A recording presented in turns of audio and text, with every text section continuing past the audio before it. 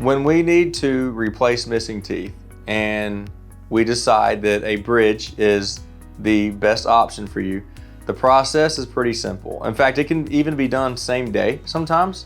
Once you're comfortable, we painlessly numb the tooth or teeth, and then we shave them the same way we would shave for a crown.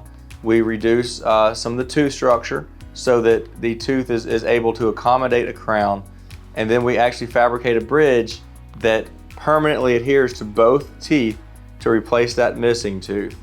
Now, for example, if you're having a tooth extracted and you don't want to go without a tooth, we might extract the tooth and place a temporary bridge so that you can wear that bridge and walk around and smile with a tooth that does not come in and out for the entire duration of your healing process.